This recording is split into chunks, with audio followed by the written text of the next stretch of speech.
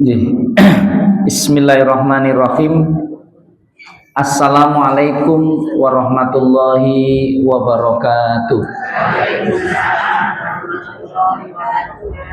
Alhamdulillah walhamdulillah summal hamdulillah. Innal hamdalillah nahmaduhu wa nasta'inuhu wa nastaghfiruhu wa na'udzu billahi min sururi anfusina wa min sayyiati a'malina. May yahdihillahu fala mudhillalah wa may yudlilhu fala hadiyalah. Asyhadu an la ilaha illallah wa asyhadu anna Muhammadan abduhu wa rasuluh. Allahumma shalli wa sallim ala Muhammad wa ala alihi wa ashabihi ajmain. Wa qala Allah ta'ala fi kitabihil karim, a'udzu billahi minas syaitonir rajim. Innallaha wa malaikatahu yusholluna 'alan nabi ya ayyuhalladzina amanu shollu 'alaihi wa sallimu taslima. Wa fil ayatil ukhar walladzi anzala sakinata fi qulubil mu'minin liyazdadu imana ma'a imanihim. Wa fil ayatil ukhar laqad kana lakum fi rasulillahi uswatun hasanatul liman kana yarjullaha wal yawmal akhir wa dzakarallaha katsira. Qala nabiyuna Muhammad sallallahu alaihi wasallam, man ahya sunnati faqad ahabbani wa man ahabbani faqad ma'iya fil jannah. Wa fi riwayatil ukhar innama bu'istu li utamima makarimal akhlaq. Sadaqallah wa sadaqa Muhammad sallallahu alaihi wasallam. Alhamdulillah, di kesempatan Jum'ah pagi ini bisa bermuajahah kita bersama dalam satu majelis. Inilah diantara kesempatan, diantara kemudahan saat ketika hamba-hamba Allah berusaha untuk merapat. Muqarrabun menjadi hamba-hamba Allah yang ingin senantiasa terus mendekat kepada kebenaran, mendekat kepada kebaikan, karena kita memahami inilah jalan keselamatan. Masjid ini salah satu di antara bagian yang kita mengharapkan dan kita terus berdoa menjadikan yang hadir di antara para jamaah juga menjadi orang-orang yang selamat dalam kehidupannya. Allahumma amin. Bapak ibu yang dimuliakan Allah, ini sudah masuk di bulan Rabiul Awal. Hari-hari ini kalau ada jamaah yang meminta saya mengisi kajian majelis ilmu dan dia tidak punya tema untuk diajukan ke kami, saya yang diminta, saya hanya jawab maulid itu walaupun sesungguhnya tak hanya maulid, tetapi inilah salah satu momentum saat ketika orang merasa jauh dari terang, jauh dari cahaya, jauh dari keteladanan, maka rindu Rasulullah itu menjadi sangat kuat, kira-kira gitu. Makanya saya hanya jawab rindu Rasulullah katanya. Ini majelis yang biasanya kalau ngisi saya diminta mesti juga tanya temanya apa Ustadz itu. Kalau ditanya terserah ya, kok terserah Ustadz itu. Karena konsepsi tema itu kan yang tahu panitianya kadang-kadang. Ini jamaahnya butuh materi apa. Kalau ini ya muslimah ya berarti kajiannya tentang muslimah, kira-kira seperti itu. Tapi ini tidak hanya muslimah di sini aja, muslimin juga ini. Ada di antara bapak yang saya bersyukur hari ini menempati tempat yang benar. Biasanya kan di belakang sana itu, ini kan tidak benar. Ini harusnya yang di depan ini bapak-bapak itu. Harusnya yang di depan ini bapak-bapak, dan alhamdulillah ini sudah berada di jalan yang benar. Maka mudah-mudahan oleh Allah kebenaran ini istiqomah, ada terus dalam kebaikan. Kembali tadi, kenapa Ustadz terkait dengan rindu Rasul kira-kira? Ada apa dengan rindu kira-kira? Saya tidak akan membahas kenapa dan apa hakikat tentang rindu, tetapi memang fakta atas kehidupan kita hari ini.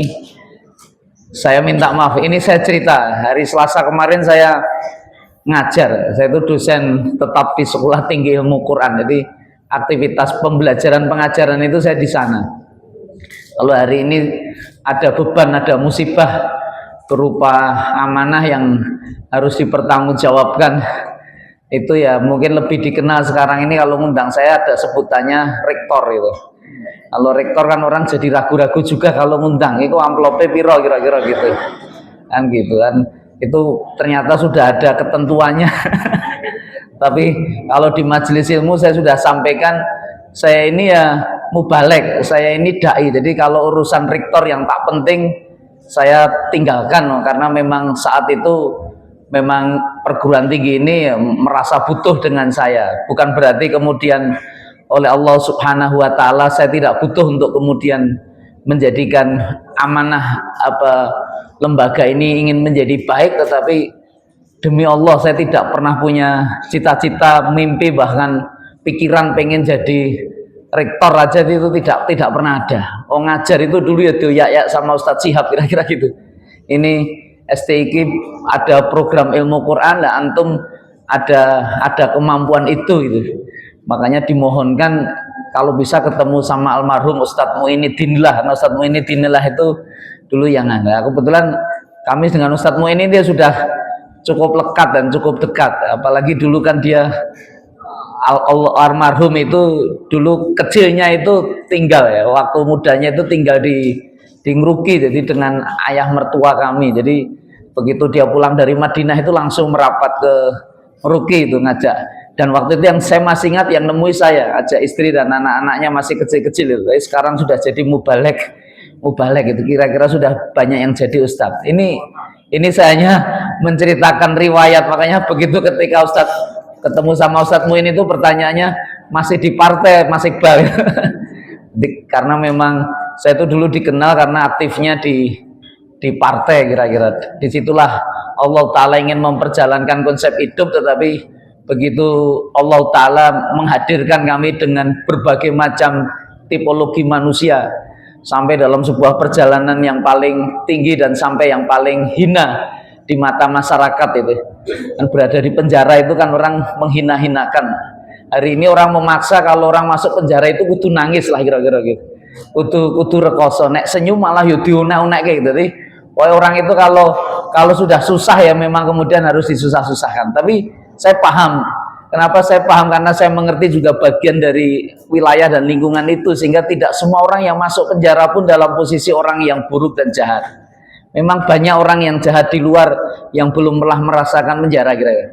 Tapi itu menjadi konsep episode yang Allah Ta'ala ingin perlihatkan bahwa masyarakat itu banyak, heterogenitas masyarakat itu kompleks dan sebagainya. Maka ini harus banyak disapa, ini harus banyak didatangi. Makanya kebahagiaan kami itu ya ketika hadir di majelis ini.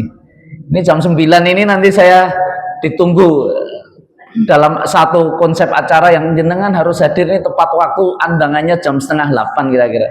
Tapi saya jam 8 nanti masih di Manahan juga pakai sarung kira-kira gitu. Nanti jam 1 jam 2 ketemu di Semarang, ketemu dengan El Dikti dan seterusnya dan sebagainya. Urusan kalau itu semua diikuti kan enggak rampung-rampung. Makanya apalagi kalau tawaran sudah sampai luar Jawa, luar negeri ini berbahaya kira-kira. Kenapa? Karena semakin lama neng kono ku ya terus ngopo kadang-kadang. Bukan apa-apa, bukan kami merasa sok sudah prosesan, tapi urusan dunia itu paling di sana itu ya seriusnya paling hanya 1-2 jam, lainnya kan kepokean do piknik gitu, karena proses pengalaman dulu ya dalam tanda petik kan itu. Kadang-kadang hanya orang yang penting perjalanan dinas, nanti proses pakai apa dan sebagainya. Tapi bukan itu sebenarnya, bukan itu esensi atas nilai hidup. Makanya ketika ditanya kenapa rindu Rasulullah, Ustaz, saya mau bicara tentang konsep nilai kepemimpinan yang hari ini yang mudah-mudahan oleh Allah Ta'ala dihadirkan di antara kita kekuatan-kekuatan. Kenapa hari ini kita rindu Rasul? Seperti saya ceritakan tadi, saya ngajar di Sekolah Tinggi Ilmu Quran Karimah itu, saya tanya mahasiswi sebagai absen pertama ketika pertemuan paling awal. Pertanyaan saya juga cukup sederhana. Kira-kira kalau kamu hari ini bertemu dengan Rasulullah, apa yang ingin kau katakan kira-kira? Dan saya yakin mungkin Anda akan sulit untuk berkata-kata, pengennya hanya memeluk dan mencium beliau. Itu yang laki-laki, yang perempuan ya bukan muhrim lah kira-kira gitu. Tapi ini serius, pasti akan menjadi sangat bahagia dan gembira. Kadang-kadang sulit mau mengatakan apa, makanya nggak perlu berkata-kata engkau, tapi tulis itu dalam satu bentuk tulisan dalam satu lembar kertas.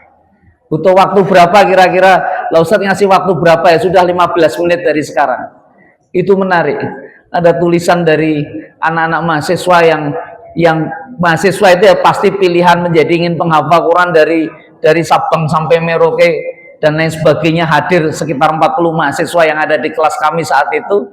Kira-kira apa yang terpikir di benak mereka kira-kira ketika kepingin mewujudkan diri untuk bertemu dengan Rasulullah?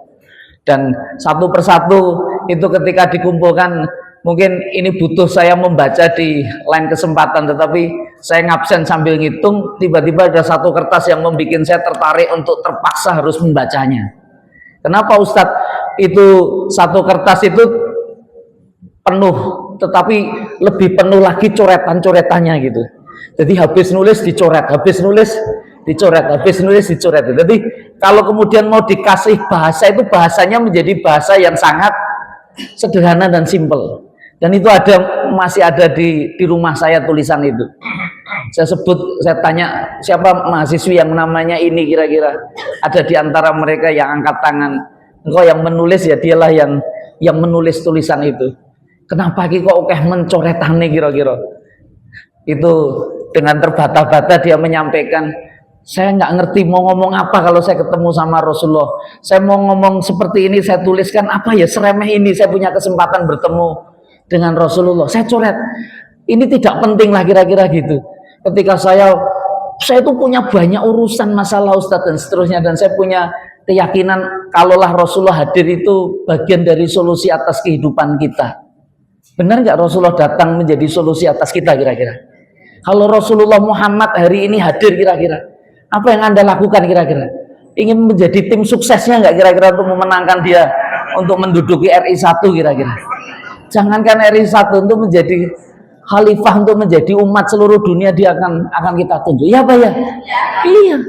Itu keyakinan yang kita miliki. Hari ini memang ada nama Itmawan kira-kira, tapi kok yang tambahan. Ada Muhammad nih kok yang tambahan Itmawan ono Iqbal. Ini kan masih jauh dari Muhammad Sallallahu Alaihi Wasallam. Orang kalau bicara tentang Muhammad Sallallahu Alaihi Wasallam kan sebuah kesempurnaan itu. Maulid itu kan bukan hanya sekedar lahir seorang jabang bayi yang kemudian menangis. Yang saat itu sang bunda pasti bahagia saat ketika dia melahirkan, ayah suaminya itu juga sudah meninggalkan dan sudah wafat kira-kira gitu. Apa yang terjadi pada sang jabang bayi ini bagian dari proses sejarah yang Allah ingin tunjukkan kepada semesta. Saat ketika cahaya Allah Ta'ala ingin hadirkan dalam kegelapan yang sangat pekat saat itu. Kenapa Muhammad Rasulullah tidak dihadirkan di bumi versi yang saat itu Persia yang saat itu dominan, atau di tanah Romawi yang saat itu dengan peradaban yang luar biasa?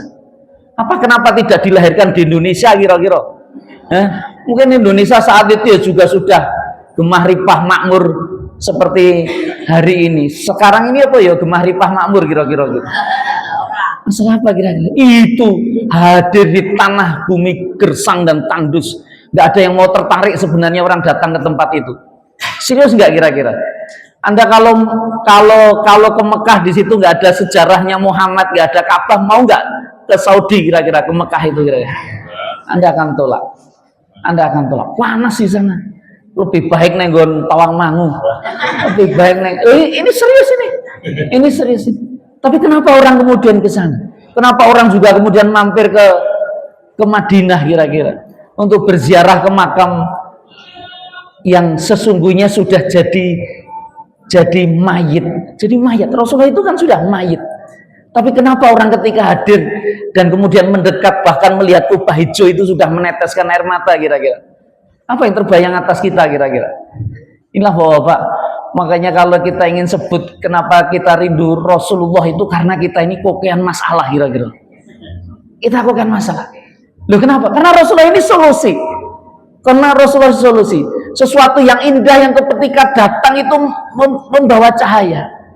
Membawa cahaya. Itu tidak ada lagi kegelapan saat Rasulullah hadir. Proses perjuangannya, orang tulis di antara para sejarawan, Anda buka itu kitab-kitab sejarah. Ibnu Hisam salah satu contoh dalam tulisan beliau Haikal itu menuliskan juga sedemikian sangat indah kira-kira. Kenapa dengan sejarah baginda Nabi Muhammad Sallallahu Alaihi Wasallam, Ustaz? Saya minta maaf. Apa yang terjadi pada beliau kira-kira? Kenapa hari ini semua orang kira-kira rindu dan menjadi tergagap-gagap kira-kira kalau kepengen ketemu sama beliau kira-kira? Kenapa? Kenapa kira-kira? Ini kan jadi pertanyaan-pertanyaan serius.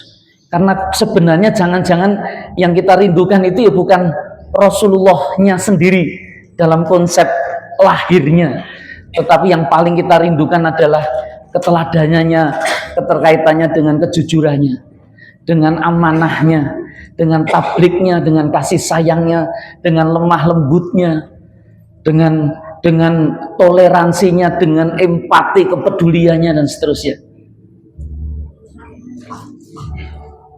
Paham maksudnya kira-kira? Inilah Bapak Ibu yang dimuliakan Allah Subhanahu wa taala.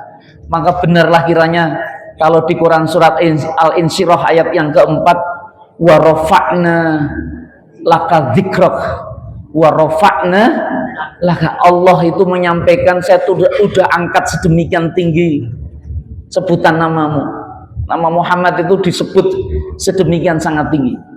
Innallaha wa malaikatahu yusalluna alan nabi ya ayyuhalladzina amanu sallu alaihi wasallimu taslima. Al-Ahzab ayat 56. Ada jamaah itu yang WA saya, Ustadz, itu masjid itu takmir memutuskan ada acara maulid. Saya dihampiri salah satu jamaah yang lain, nggak usah datang. Kenapa nggak usah datang? Ada sholawatan di situ. Ada sholawatan. Saya tanya, kenapa dengan sholawatan kira-kira? Saya bukan jamaah jamuro Bapak. Tapi saya tanya, kenapa Anda menolak sholawatan kira-kira? Ini ayat ini tegas loh. Innallaha wa malaikatahu yusalluna alan nabi. Itu sesungguhnya Allah dan para malaikat itu yusallu, tidak pernah berhenti bersolawat kepada Nabi. Siapa yang dimaknai Nabi di sini? Muhammad Sallallahu Alaihi Wasallam. Dan kemudian muncul perintah yang sangat jelas. Ya ayyuhalladzina amanu, wahai orang-orang yang beriman. Siapa yang manggil itu? Allah. Sallu alaihi wasallimu taslima. Berikan sholawat itu kepada Nabi Muhammad dengan penghormatan yang sangat tinggi. Sholawat itu perintah Allah. Sholawat itu perintah Allah. Tanya Ustadz, lah bagaimana dengan sholawat Ibrahimiyah? Bagaimana dengan sholawat Nariyah dan seterusnya? Saya cari itu teks-teks sholawat itu, saya kirimkan kepada beliau, saya terjemahkan apa arti dari sholawat ini. Tiba-tiba nggak usah saya jawab, saya minta maaf, itu tiba-tiba dia mengirimkan emosi menangis kira-kira. Kenapa menangis? Saya nggak pernah tahu arti daripada sholawat ini. Jadi kita ini wis mengharamkan sesuatu nih rapatek mudeng. Arti ini maksudnya apa? Karena banyak hari ini wong sholawatan nih yo perilakunya yo bejajik ra karu-karuan kira-kira. Lah karena ngerti arti ini. Kenapa dia harus bersolawat kira-kira? Apa makna solawat sejatinya kira-kira? Imam Al-Qurtubi menyampaikan, itu betul. Nama Nabi Muhammad itu ditinggikan luar biasa itu dalam kitab tafsir beliau. Di sisi Allah tak ada nama yang sesungguhnya mengungguli nama dari diri Rasulullah. Yang kemudian Allah Ta'ala ingin sampaikan, tak ada nama yang nama Allah yang kemudian setelah itu disertakan nama hamba atau nama makhluk selain hanya nama Nabi Muhammad. Jadi nama Nabi Muhammad itu sudah tenar sejak beliau itu bahkan belum dilahirkan. Bahkan dalam riwayat Nabi Adam itu akhirnya kemudian pernah melihat dan menyaksikan nama Muhammad itu sudah bersanding itu di sisi Allah. Bersanding nggak nama Muhammad dengan Allah kira-kira? Kita umat Muhammad hari ini memang melakukan betul itu. Ketika Anda muadzin nek jenengan korupsi wa asyhadu anna Muhammad Rasulullah diparani takmir diantemi kira-kira gitu. Oke iki percaya kali Gusti Allah ning ora gelem syahadat kali Rasulullah atau ganti wa asyhadu anna sopo nama seseorang dengan Rasulullah Anda dimaki-maki. Iya apa ya kira-kira? Loh, ini serius ini. Nama Muhammad menjadi sangat tinggi. Kenapa sangat tinggi Ustaz?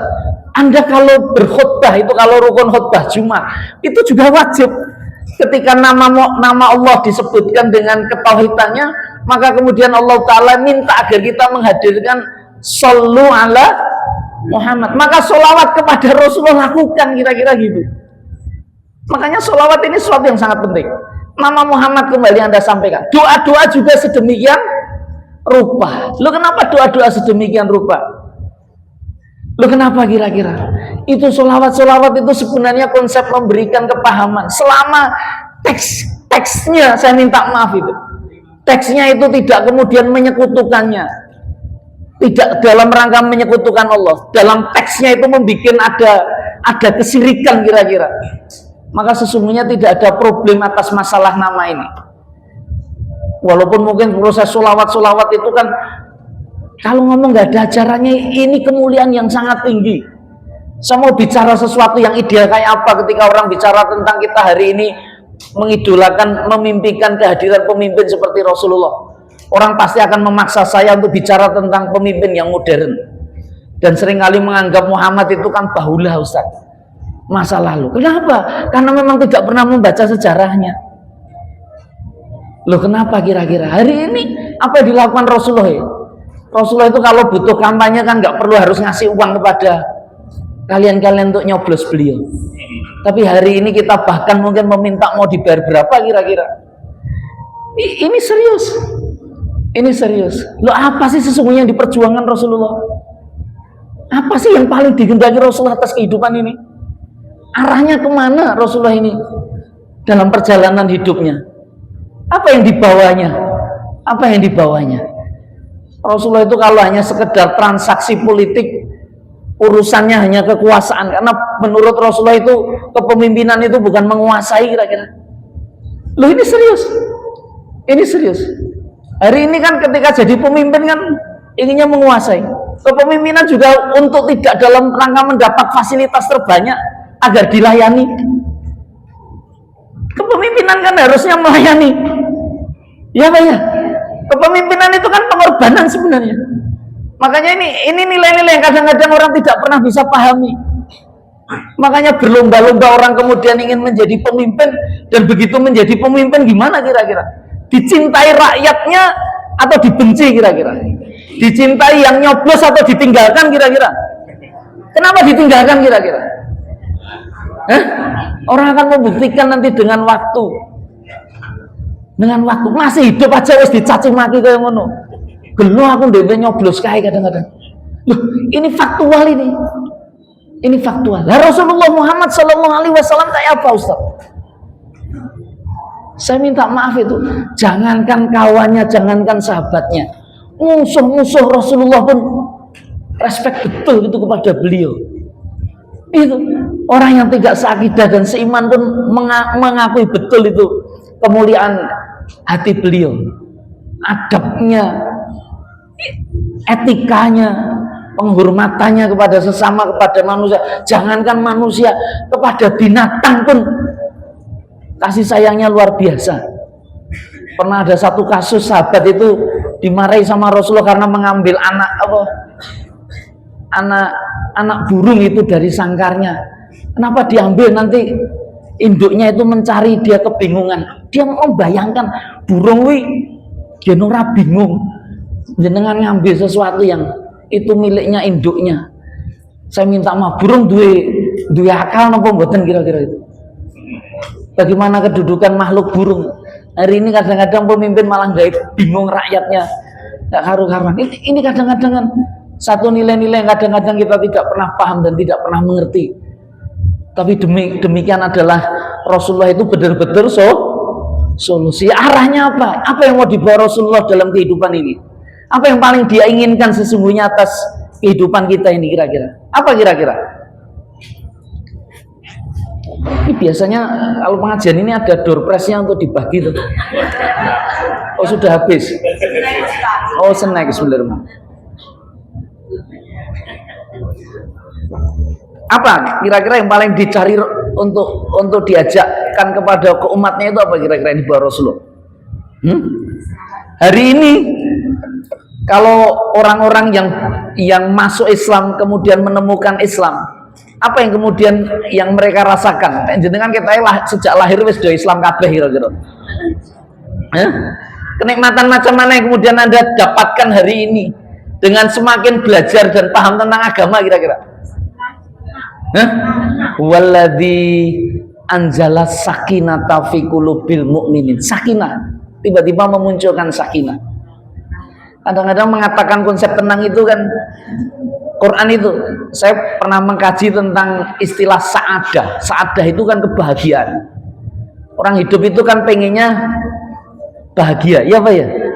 Tapi ternyata konsepsi bahagia itu konsep yang sejati tidak dalam proses muncul sesungguhnya dalam ayat-ayat Al-Quran kecuali kemudian disampaikan di antara ciri-cirinya. Dan salah satu ciri yang orang akan kemudian dapatkan kebahagiaan itu diawali dengan tenang. Hati yang tenang itu bahagia tidak? Bahagia. Di Quran itu ada kata waladzi, dan dialah Allah yang alladzi anjala as-sakinah, itu yang menurunkan rasa tenang. Di mana kira-kira rasa tenang itu dimunculkan? Fi qulubil mukminin, di hatinya orang-orang yang beriman. Dengan cara apa? Ini kata kuncinya. Liyajdadu imana ma'a imanihim. Quran surat Al-Fat itu berkali-kali kalimat Allah turunkan ketenangan itu muncul.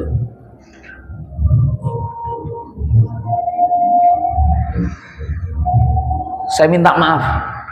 Ini majelis ilmu, majelis ayat-ayat dibaca. Kira-kira ada nggak yang datang di sini dan kita nggak bisa melihat?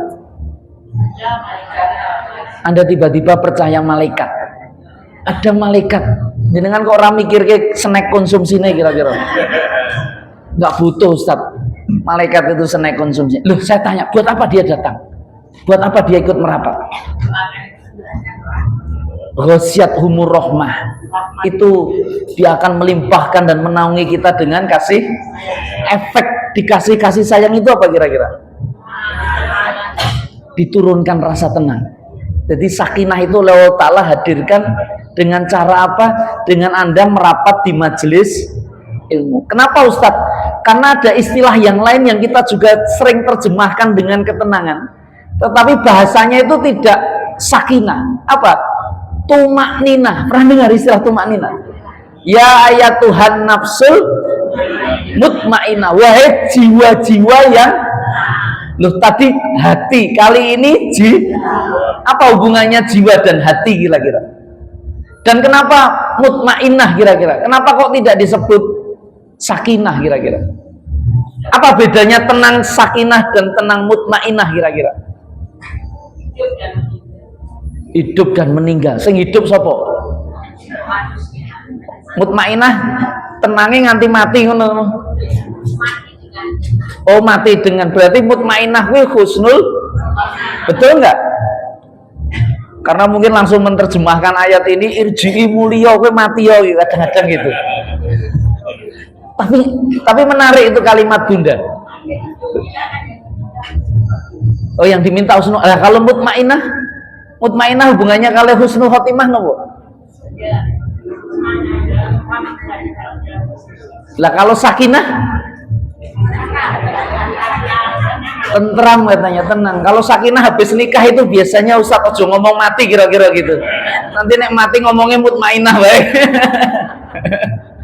Pernah dengar kalimat samawa, sakinah mawaddah warahmah, liyaskunu. Anda kalau buka di Al-Quran, kata-kata yang berhubung dengan sakinah itu ada terulang hampir 31 kali. Dengan pola bahasa yang berbeda-beda dan berubah-ubah sampai ada 14 macam bahasa. Itu sakinah. Dan kalau Anda bicara tentang mutmainah, itu menjadi sangat menarik. Kenapa menjadi sangat menarik, Ustadz? Itu sama-sama diterjemahkan juga dengan ketenangan. Tapi ternyata konsep bahagia dari sakinah dan mutmainah ini asal muasalnya berbeda. Maksud asal muasalnya berbeda apa, Ustadz? Orang bicara sakinah itu bagian dari anugerah Allah. Saat kamu melakukan apa yang Allah Ta'ala inginkan, maka sesungguhnya Allah langsung rasakan ketenangan itu. Maksud Ustadz bagaimana? Maksud saya seperti jenengan loro. Ini kata guru tafsir saya. Kowe iki nek loro, tiba-tiba untuk menghilangkan rasa sakit, apa yang Anda lakukan? Ngombe obat penghilang. Begitu kita minum obat penghilang rasa sakit, sakitnya hilang tidak? Hilang, hilangnya seketika. Bisa hilang seketikanya dalam tempo tertentu saja. Tapi sampai kapan kira-kira? Sampai kurang ngombe obat neh kira-kira gitu. Lu kan jadi masalah. Ini konsep anugerah. Seperti di majelis ini anugerah. Dan konsep anugerah ini tidak dalam posisi bisa istiqomah karena tergantung iman. Tergantung iman. Makanya kalau saya boleh bertanya tentang kebahagiaan dan ketenangan, siapa yang hadir di sini? Saya minta maaf, yang betul-betul hatinya hari ini tenang sekali dan sangat bahagia. Coba angkat tangan. 1, 2, 3, 4, 5. Ya, saya sudah bisa menghitungnya. Yang tidak bahagia, tidak tenang, coba angkat tangan. Ini di depan saya banyak sing rapatek cetol kira-kira. Tak tekoi bahagia orang angkat tangan, tidak bahagia. Wah, itu arahnya nanti ini sensitif, Ustaz. Orang bertanya bahagia itu kalau tidak punya kedekatan yang lekat jadi masalah loh, Ustaz. Tanya kebahagiaan urusannya nanti mesti jenengan tanya gimana kok teko bahagia itu kenapa kira-kira gitu. Ada masalah kalau Anda angkat tangan langsung diparani ketua majelis taklimnya. Angkat tidak bahagia lo kenapa? Ono masalah to neh karo bojomu kadang-kadang gitu. Anakmu piye to kadang-kadang gitu. Kadang-kadang masalah-masalah itu Allah Ta'ala ingin hadirkan dalam konsep kehidupan. Tapi ini serius. Urusan konsep kebahagiaan itu ternyata menjadi sesuatu yang hari ini jadi pembahasan yang tak pernah tuntas. Makanya kita harus tuntaskan melalui majelis-majelis ilmu dengan cara yang baik. Loh kenapa Ustadz? Itulah kenapa saya ingin menjelaskan istilah sakinah itu dengan satu kalimat yang lain yang jarang dibahas orang. Apa itu? Mutmainah. Lo kenapa dengan mutmainah? Mutmainah ku yo tenang, ku yo tentram, ku yo sebuah suasana yang sangat. Tapi asalnya beda. Kalau tadi saya sampaikan ini dominan dari Allah, itu teori besar mutmainah itu adalah kalam ala bidzikrillahi tatmainnul. Kok udah ngerti kabeh no ternyata. Aktivitas dzikirmu itu, upaya ikhtiarmu itu, itulah yang menjadikan kamu kemudian menjadi tenang. Jadi kalau sakinah itu dominan anugerah Allah, kalau mutmainah ini bagian dari anugerah sesuatu yang kita upayakan, sesuatu yang kita usahakan karena pengalaman hidup kita, karena ilmu yang sudah kita miliki. Maka kemudian Anda kalau memperoleh mutmainah ini menjadi sangat sulit untuk dibikin tidak tenang. Makanya jangan pikir Anda ketika orang masuk penjara itu jadi rekoso dan susah. Itu bisa jadi malah wong mebusen penjarawi sangat tenang, luwih apik. Dulu pernah ada di sini di Solo itu pernah ada geger orang apa investasi bodong itu. Namanya Timotius siapa itu dulu? Oh, kelingan gitu, main korban-korbannya langsung ingat. Lah, itu begitu masuk penjara malah aman nyaman. Lah itu betul. Lah kenapa aman nyaman? Aku dijogo Mas Iqbal. Lah itu betul. Lah itu serius. Dia memang sejak kecil aku wis nakal, aku nih menjane Islam. Untung wis saiki wis sedur Islam kadang-kadang. Tapi karena terus maling nenggon apa kota infak masjid itu aku terus dimusuhi karo ketua takmir masjid. Lah kenapa? Ya saya rato di sangoni rato di. Nah, itu kan harusnya ketua takmir masjid kalau ada orang melakukan kejahatan kan dilus-lusik. Kenapa kamu berbuat jahat kira-kira? Jangan-jangan memang dia butuhkan. Nek memang ya antarkan aja ke sekolah rakyat kira-kira. Atau antarkan ke pondok pesantren, Anda antarkan ke panti asuhan yatim dan seterusnya. Karena orang melakukan itu kadang-kadang juga karena terpaksa, karena memang kelaparan betul, nggak sanggup betul dan seterusnya. Ini yo ramu kota infak, salonnya masjid ya tak jiko. Wah, gue jenenge wis maling tenang gitu. Makanya kemudian itu, saya minta maaf. Ini kisah nyata ini, konsepnya. Dia merasa tenang ketika di dalam. Lah kenapa Ustadz? Lah itu makanya kenapa dengan mutmainnah kira-kira? Mutmainnah ini ada sesuatu yang sangat menarik kalau Anda mau renungkan. Karena istilah ini bagian dari ilmu. Lah piye carane kemudian meraih mutmainnah inilah yang kemudian harusnya kita cari. Dan Rasulullah itu adalah guru utama sesungguhnya yang mengajarkan semuanya. Kenapa? Akhlak-akhlak baik yang beliau miliki ini sejatinya yang membuat orang bahagia. Saya minta maaf. Kalau mau bercerita tentang sifat dan akhlak Rasulullah yang paling dominan itu dia punya akhlak apa kira-kira? Yang hari ini banyak orang tidak miliki kira-kira.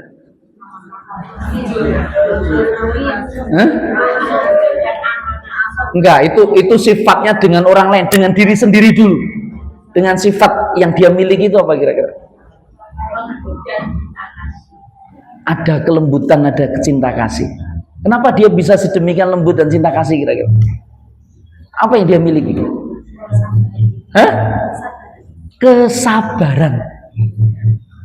Saya minta maaf, Rasulullah itu super sabar nggak kira-kira? Makanya dia menjalankan apa yang Allah perintahkan.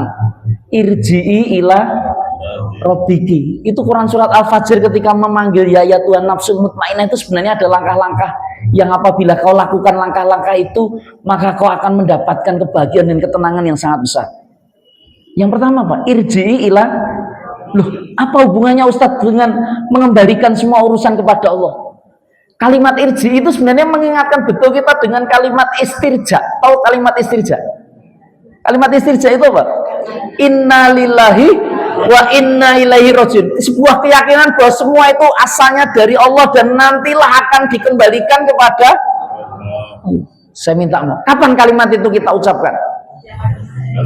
Anda bicara setiap ada musibah. Apa makna musibah kira-kira? Musibah itu sebuah beban yang berat atas hidupnya.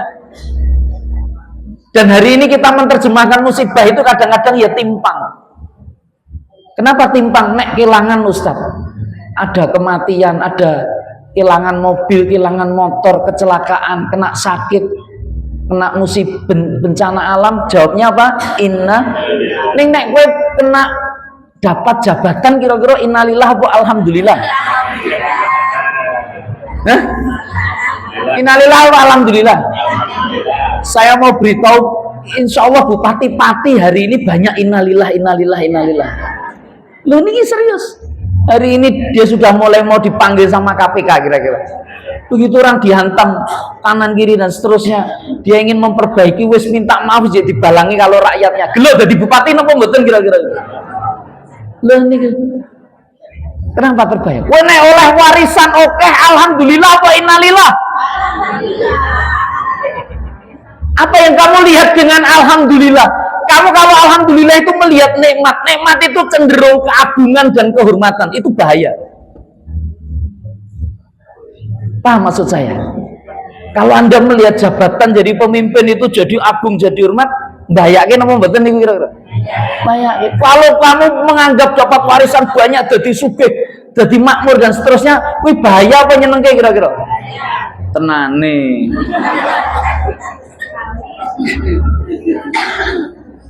Orang mengatakan innalillah itu menyelamatkan sebenarnya, karena yang dia dapat itu dari Allah dan dia punya tugas harus mengembalikan. Itu artinya dia menyadari tentang pertanggungjawaban. Paham maksud saya? Itu makanya Anda harus fair ketika bicara hidup. Karena banyak orang yang meninggalkan luka, meninggalkan duka. Gelo kok ndek men dadi sugih kira-kira. Oke gelo. Nyak ngerti ndek men ora dengan kekayaan. Itu serius ini. Loh kenapa Ustaz? Ini fakta.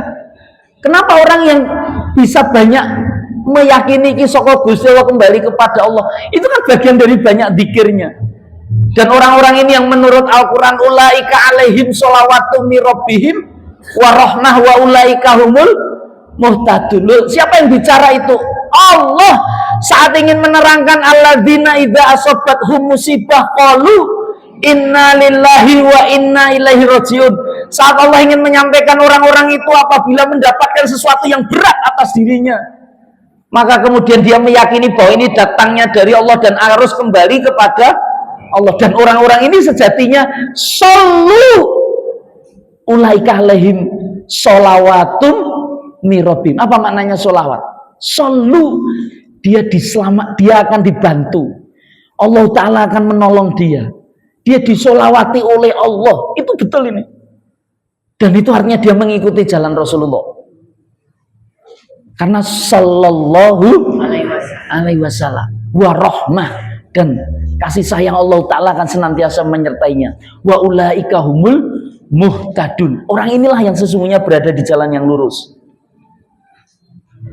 Siapa orang yang sanggup mengatakan kalimat istirja, meyakini bahwa semua berasal dari Allah dan akan dipertanggungjawabkan oleh Allah, kira-kira? Itu satu ayat itu tidak bisa berdiri sendiri, ibu-ibu. Ada ilmu tafsir itu namanya ilmu munasabah ayat atau ilmu munasabah surah. Itu berhubungan dengan ayat yang lain. Dan ayat ini 156, 157 ini Al-Baqarah itu berhubungan dengan Al-Baqarah 155. Apa 155 itu? Yang menerangkan tentang wabasiris, kabar gembira bagi orang yang sabar. Saya minta maaf, wong sabar itu tenang nggak jiwanya kira-kira? Bahagia tidak?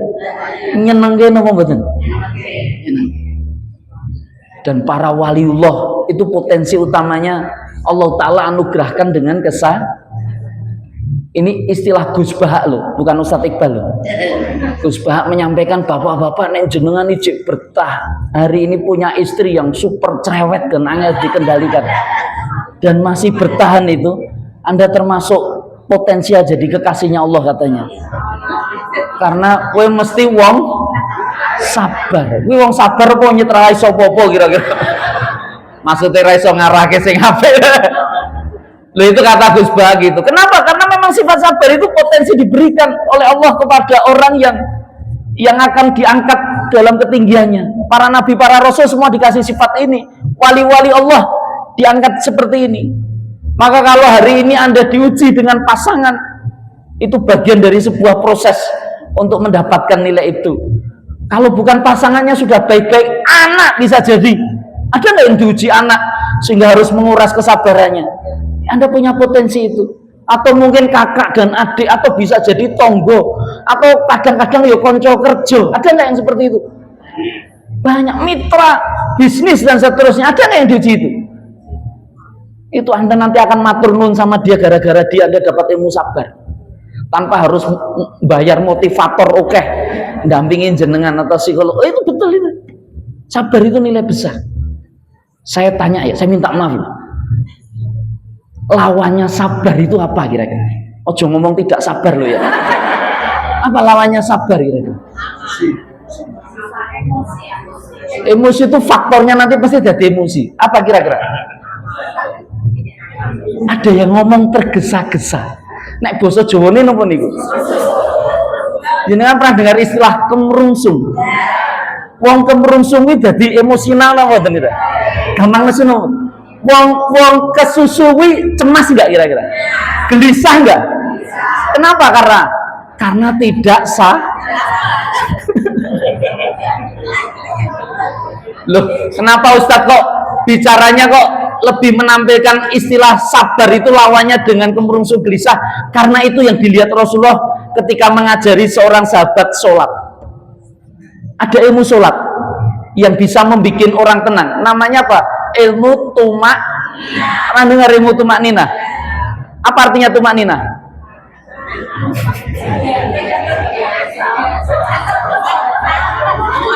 Itu ada sahabat itu yang sholat sampai disuruh mengulang sholatnya itu sampai 3 kali.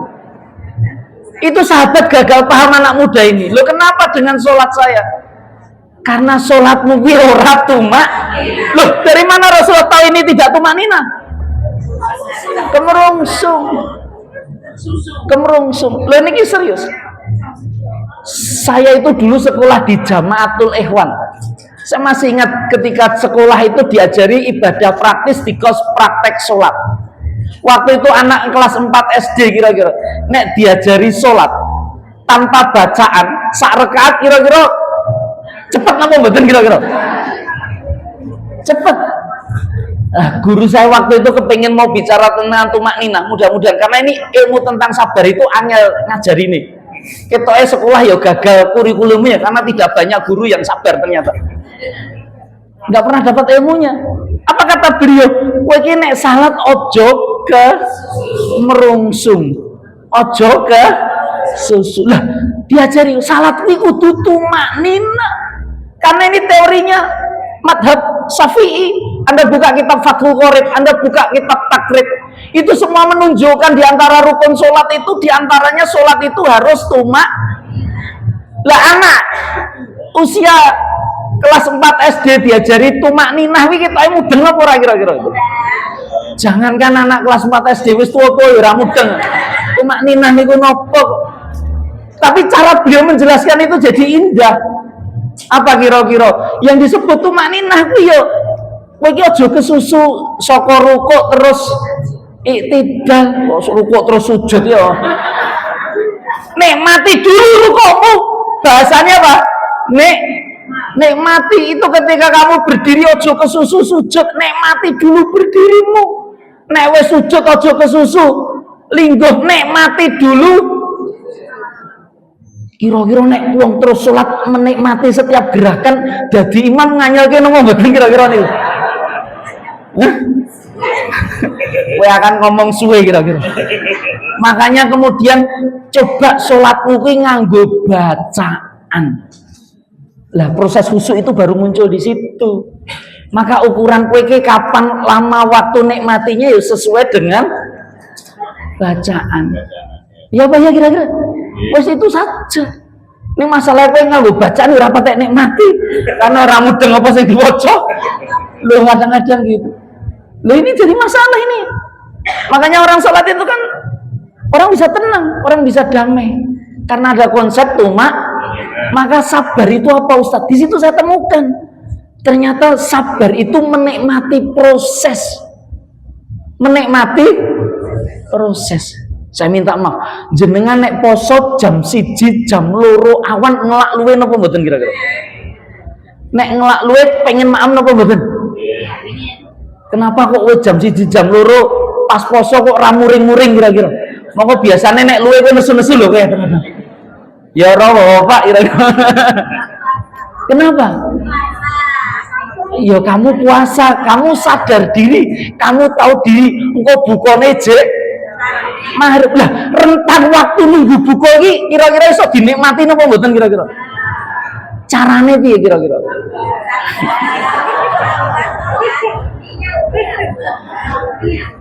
Kamu kan nunggu itu dan menikmatinya yang nyari aktivitas selain makan dan minum. Sing nganyel iki nek aktivitasnya terus ning dapur nunggu ngambu macam-macam itu. Buka kowe bukane apa anune apa. Ya iki rekoso niku. Rekoso napa mboten kira-kira? Lho itu betul. Paling nikmat ya kemudian kowe buka Quran, ngaji, kowe wirid, kowe zikir, ngene apa nggih? Dan paling santai ya kemudian kowe turu wae ngebel kok jam 5 lagi tangi. Loh, menikmati proses. Jangan kemudian tergesa-gesa untuk mencapai hasil. Hari ini masalah kita ini kok kan kemerungsung. Saya minta maaf. Banyak nggak diantara kita sing masih kemerungsung kira-kira? Berarti wajah-wajah belum bahagia ini ternyata. Orang kemerungsung bahagia tidak kira-kira? Enggak bahagia. Makanya irji ila rabbiki itu artinya kowe iki punya keyakinan itu. Semua kembali pada Allah, rasa kesusu bakale ya Mati kuwi rasa dadak diwedeni. Sing diwedeni kuwi sangumu mati niku lho. Karena nek mati itu kepastian. Kepastian ora rasa njaluk mati ya mesti mati. Arep menghindar mati ora mungkin dikabulke Gusti Allah wong iki pas. Ya ngene apa nggih kira-kira? Ini wajah-wajah menjelang itu mudah-mudahan segera bisa menikmati akhir-akhir hidupnya itu dengan lebih dengan lebih sabar. Setuju nggak dikurangi kemerungsungnya? Disetuju nggak dikurangi tergesa-gesanya? Ini saksi loh niki. Malaikat ya nyaksikan loh itu. Ini kemerungsungmu mesti jadi masalah karena kamu tidak pada konsep solusi ini tambah masalah kira-kira. Ya apa ya kira-kira? Nah ini menarik. Irji ila rabbik. Terus apa Ustaz? Perlu ditingkatkan dengan kekuatan kedua dan Quran menawarkan mengajak. Ini sikap yang apabila kau miliki, insya Allah kamu jadi super tenang, super bahagia. Lu kenapa Ustaz? Ternyata kamu akan diminta sama Allah rodiyatam mardiyah. Rodiyatam, apa maknanya rodiyatam mardiyah? Menjadi ridho. Maka kamu akan dapat keridhaan Allah. Saya tanya, ridho dan sabar itu tinggi mana? Apa wis ngukur dhuwure Mas Ridho karo Mas Sabar? Oh, sabar tinggi ternyata. Tinggi mana? Ridho. Kenapa Anda mengatakan lebih tinggi ridho? Tiba-tiba Anda mengatakan ikhlas. Kenapa dengan ikhlas itu? Ikhlas apa kira-kira? Jangan tahu maknanya ikhlas. Ikhlas itu tadi ada kata kholaso. Kholaso itu murni, nggak bercampur sedikit pun. Saya tadi sudah sampaikan di antara konsep nilai makna-makna di depan tadi kalimat ikhlas ini kita sudah lali kira-kira. Berulang kali di Quran sampai 31 kali. Dan di Quran itu ada kalimat yang menarik ketika menunjukkan siapa orang ikhlas. Ada dua istilah. Yang pertama disebut mukhlis, yang kedua mukhlas. Pak Mukhlas ada di sini. Pak Mukhlis. Kenapa namanya mukhlas? Kenapa namanya mukhlis? Itu beda itu mukhlis sama mukhlas. Suasananya yang dicari sama-sama keikhlasan, suasana yang didapat sama-sama. Tetapi mukhlis dan mukhlas itu beda. Apa bedanya? Wa ma umiru illa liya'budullaha mukhlisina. Nanti dibuka Quran surat Al-Bayyinah ayat yang kelima. Mukhlisina itu sesuatu yang diperjuangkan. Mukhlis itu berusaha untuk abot napa mboten niki? Aja ngomong abot. Lho niki serius niki. Niki ridho niku enggak sederhana. Tapi bahagia enggak kira-kira? Makanya ada kategori kedua namanya mukhlas. Ila ibadaka minhumul mukhlasin. Quran surat Al-Hijr. Ayat berapa Ustaz? Ayat yang ke-40. Itu rangkaian cerita ketika Allah mengusir iblis, dan iblis itu ternyata punya doa sama Allah. Dan saya minta maaf, ini yang luar biasa pada diri Allah. Allah itu ternyata mengabulkan doanya. Makanya iblis saja doanya dikabulkan kok kowe ndonga karo dosa kan banget aja. Kemaki tenan kowe iki. Lah, saestu niku mintanya apa? Dia minta hidup sampai akhir. Kemudian dia juga minta dan diizinkan oleh Allah untuk bisa menggoda Adam dan seluruh keturunannya. Dan iblis itu ternyata bikin statement sendiri. Yang dia katakan ila ibadaka minhumul mukhlasin. Ternyata ada satu di antara golongan hamba-hamba Allah yang tidak pernah saya bisa dekati. Jangankan goda, dekat iblis saja nggak bisa dia. Siapa kira-kira itu? Itu yang disebut mukhlasin. Itu Allah kalau mau bicara tentang para nabi dan para rasul, semuanya istilah mukhlasin itu dominan.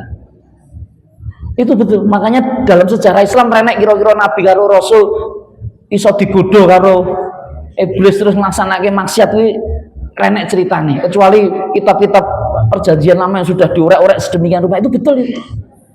Itu. Jadi orang yang sudah tuntas itu mukhlasin ku wis Allah jaga itu keikhlasannya. Karena iblis ra iso. Nek wajah awake dhewe iki wis mukhlas dereng kira-kira. Mungkin jenenge mukhlas nih ya durung mukhlas itu. Kita ini ingin baru mukhlis Ustaz, karena bicara ikhlas itu sangat sensitif. Kenapa sangat sensitif? Yang paling tahu ya diri kita dalam suasana hati. karena ada urusannya dengan ridho juga atas sebuah peristiwa dan kejadian.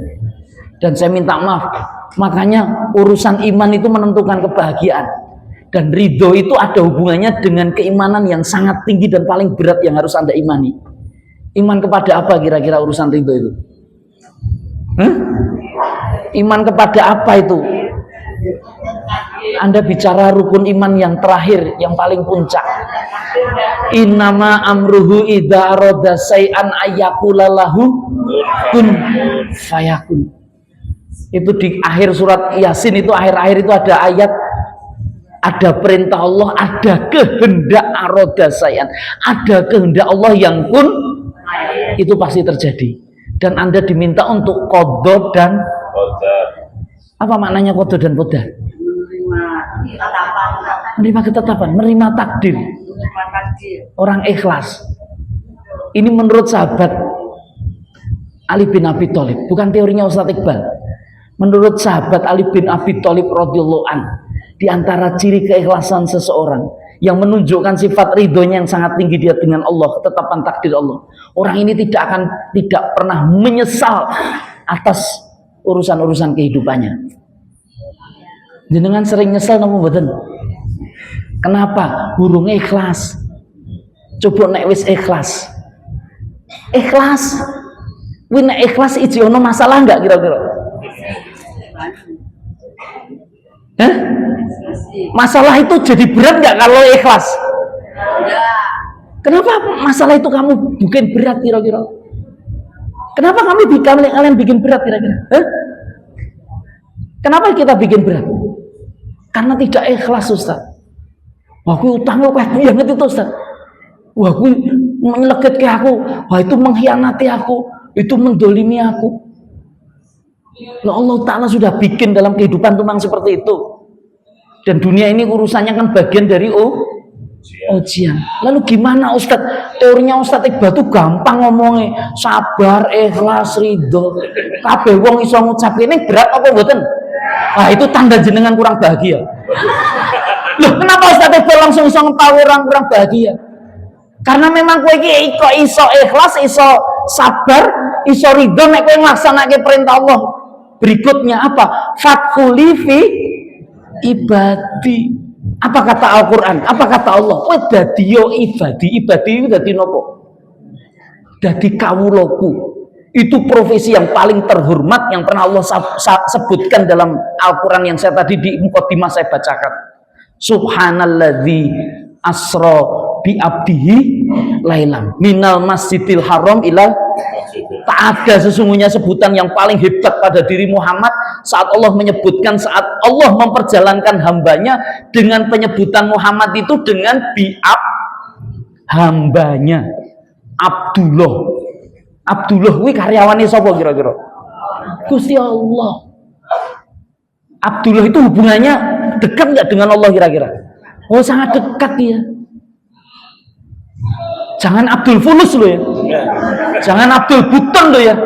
Lah ini saya serius ingin cerita gini. Bukan Abdul kekuasaan, bukan Abdul jabatan dan seterusnya. Abdullah. Loh ini serius. Di sini posisinya yang paling tinggi siapa kira-kira? Saya diminta ngisi di rumah sakit Muardi kemarin. Loh ini serius. Di sana ada dokter spesialis macam, di sini cerita ini Ustadz transaksi di rumah sakit ini nilainya setiap kemarin 1 tahun tuh membukukan keuntungan sampai 1 T. Setiap hari itu 3 M kira-kira. Jadi sirkulasinya luar biasa. Ini kelihatannya dokter ya susah payah-payah. Loh kenapa? Mereka memang mungkin punya dokter nih saiki pasien gue wani-wani so misu-misu dokter ya kadang-kadang. Walaupun bayarannya jadi BPJS tok itu kira. Tapi betul itu dokter itu juga sudah capek, sudah lelah. Makanya kemarin saya nulis kuliah duha tentang ikhlas melayani. Kenapa ikhlas melayani kira-kira? Nggak sederhana orang ikhlas itu. Ikhlas itu yang dilihat ini bagian dari arah surga. Lorong-lorong rumah sakit kerja keras Anda itu lorong-lorong peluh-peluh yang Anda keluarkan untuk masuk surga. Kenapa? Buat huli jannati. Wong kuwi karo nek setiap hari aktivitas hidupnya untuk ibadah kepada Allah. Itu maka dipersilahkan Allah untuk masuk surganya. Jenengan kalau pulang cucian banyak, saya minta maaf. Marah-marah enggak kira-kira kalau niat Anda hidup rumah tangga itu ibadah kira-kira? Marah-marah enggak kira-kira? Anda enggak akan marah-marah. Bojone nganyelke, Marah-marah tidak kira-kira? Ya dikandani dengan kasih. Kalau marah-marah kan emosional, itu tidak sabar. Tapi kasih sayang orang bisa bersikap tegas untuk mengarahkan, itu nggak masalah. Loh ini betul, ini saya bukan membalik-balikkan suasana. Nikah itu ibadah apa mboten kira-kira? Ibadah. Ini nikah itu punya anak itu ibadah tidak kira-kira? Mengasuh membesarkan anak itu ibadah enggak? Merawat orang tua itu ibadah enggak kira-kira? Berbuat baik dengan tetangga itu ibadah enggak? Bersikap kasih sayang dengan kawan rekan kerja itu ibadah enggak kira-kira? Kalau semua itu Anda lakukan dengan ibadah, saya minta maaf, sabar enggak kira-kira Anda? Sabar. Kenapa kok bisa sabar Ustaz? Karena ibadah itu yang kamu cari hanya ridhonya, bukan banyaknya follower, bukan pujian dari orang, bukan kekayaan harta penghasilan yang meningkat. Ya apa ya kira-kira? Maka wadkhuli jannati, wong wilah sebenarnya yang akan masuk surga. Maka saya tadi termasuk berbunga-bunga ketika awal saya tanyakan siapa yang bahagia hari ini, tiba-tiba ada yang angkat tangan. Saya melihat wajah-wajah ahli surga ini sudah nampak di sini. Insya Allah mudah-mudahan jadi mutmainah. Sing durung angkat tangan kuwi cek wedi aku. Moga-moga Allah setelah majelis ini jadi bahagia. Setuju tidak kira-kira? Hidup sekali bahagia. Setuju tidak? Nah, itu lagu pramuka itu, di sini senang, di sana, di mana-mana. Itu nanti munculnya alhamdulillahi ala kulli hal. Pujian itu hanya kepada Allah. Alhamdulillah itu luar biasa. Mudah-mudahan Allah Ta'ala dimudahkan hidup kita, dibimbing arah jalan kita untuk menjadi hamba Allah yang terbaik. Allahumma amin. Terima kasih. Minta maaf sebesar-besarnya apabila ada kalimat yang menyakiti perasaan, kurang berkenan di hati Bapak Ibu yang dimuliakan Allah. Aku lu qalida astaghfirullahaladzim bila taufik walidah. Assalamualaikum warahmatullahi wabarakatuh.